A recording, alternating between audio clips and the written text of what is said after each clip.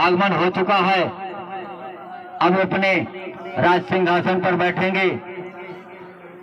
मुझे जो संकेत मिला है कि अब राम राज ही आएगा, सबको न्याय मिलेगा और सब धर्म के ही मार्ग पर चलेंगे।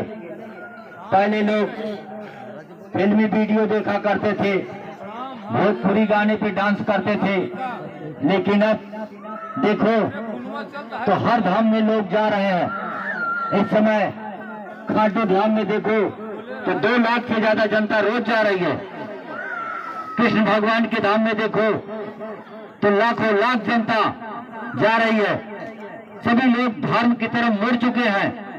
इसका संकेत यही है कि राम राज आने वाला है और सभी लोग धर्म के मार्ग पर चलेंगे और सबका कल्याण होगा, सबका भला होगा, सबका दुख कटेगा।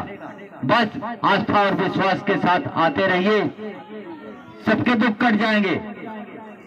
और महाराज ने एक लड़की को अपनी बेटी कहा है, वो है अनीता सरोज, और इसी जगह पर आशीर्वाद दिया था महाराज ने कि जा बेटी, तू अगर मिट्टी उठाकर किसी को दे देगी तो आराम मिल जाएगा।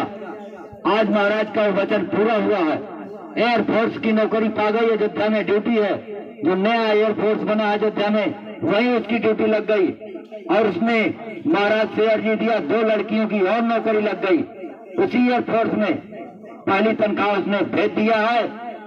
उनके पिताजी आए हैं और उसने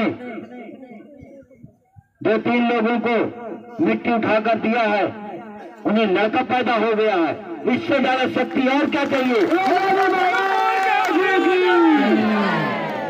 और जिनको नहीं यकीन है तो उनके पिताजी यहीं पर हैं और वीडियो में शूट हुआ है, वीडियो देखना, उसमें जाएगा और नंबर मुझसे ले लेना कि सत्य है या झूठ है। कि जो महाराज की सेवा मैं करता हूं, लेकिन महाराज ने जिसको जो वचन दिया है उसे पूरा किया है।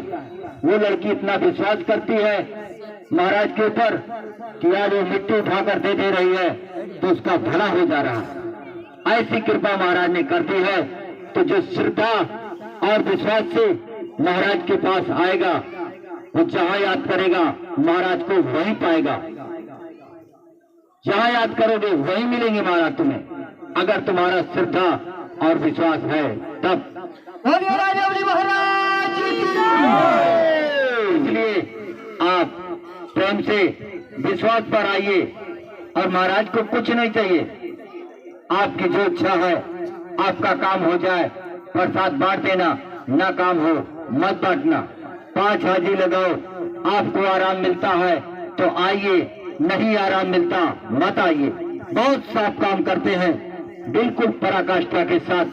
मैं किसी को फालतू नहीं बुलाऊंगा, तुम्हारा भला होता है तो आइए और तुम्हारा दुख कट जाएगा। इस विश्वास के साथ मैं आपको कहता हूँ,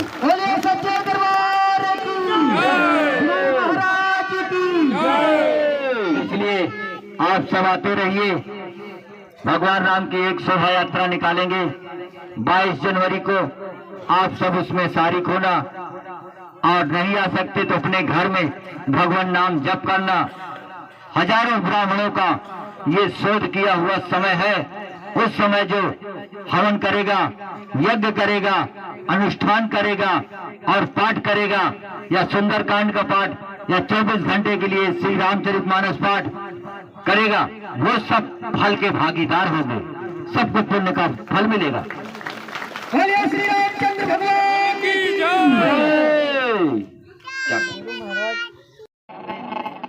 बहुत बड़ी शक्ति है।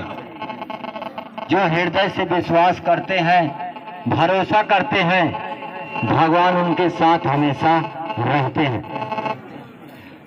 जेठ में तो सब गंगा नहाते हैं, लेकिन माघ पूस में घर से भी निकलने का मन नहीं करता। और जो परनी होते हैं, सच्चे भक्त होते हैं, वही माघ पूस के जाड़ा में गंगा स्नान करने जाते हैं। समझ गए कि नहीं? महाराज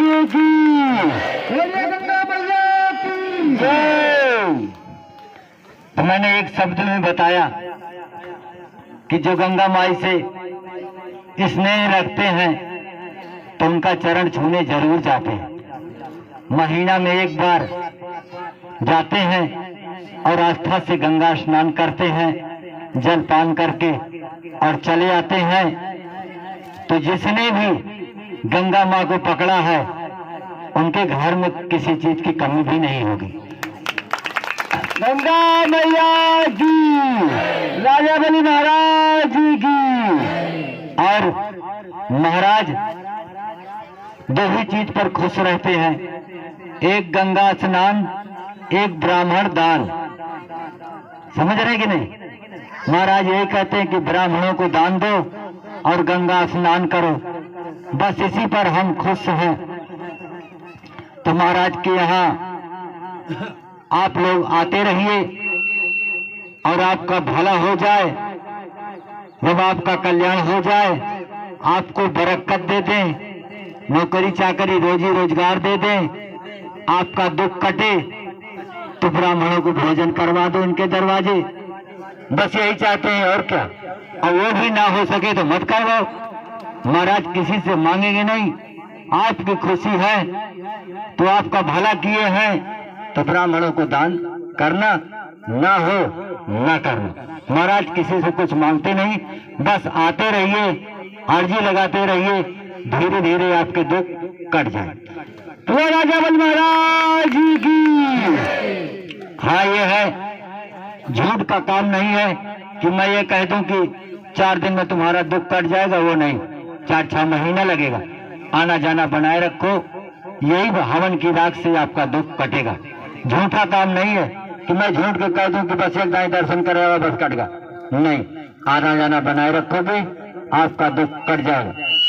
कितने लोगों को महाराज ने नौकरियां दिया है, 1-2 लोग हैं जिन्होंने घंटा बांधा नहीं, बाकी सब चले गए, कहते यही सार बेवकूफ बना के चलाए यही लेकर। ऐसे लोग भी आते हैं। महाराज ने फौज की नौकरी दिया है और 10-10 किलो घंटा मान के गए हैं, आज दिन तक लौटकर दर्शन करने नहीं आए।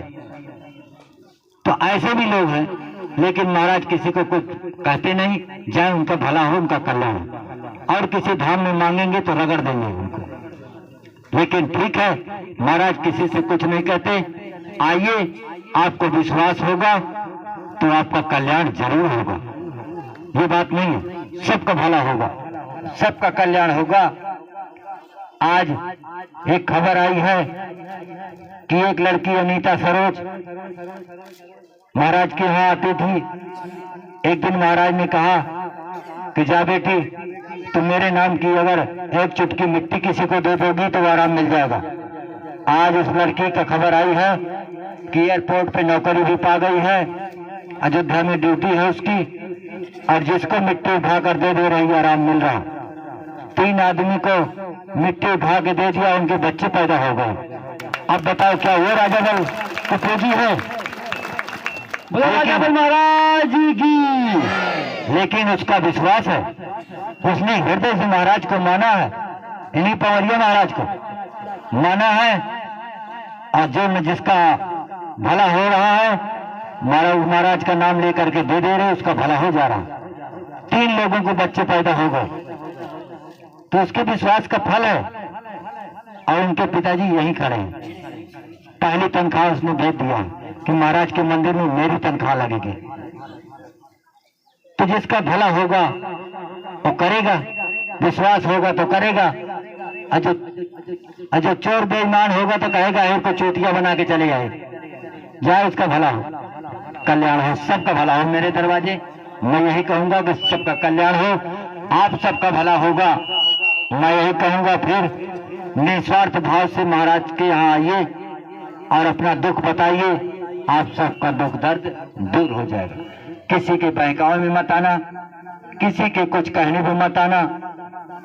लोगों ने बड़ा प्रयास किया, यहाँ आने से रोका है लोगों को, लेकिन जिसको विश्वास है वो आ ही रहा और सबका दुख कट रहा।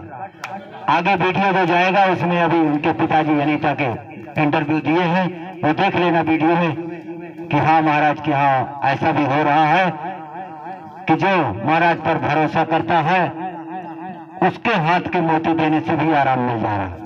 ऐसी कृपा। जय जय श्री राम। जय जय धाम से भगवान श्री राम की शोभा यात्रा, सभी लोग आमंत्रित हैं, सभी लोग आएंगे और शोभा यात्रा में शारीक होंगे।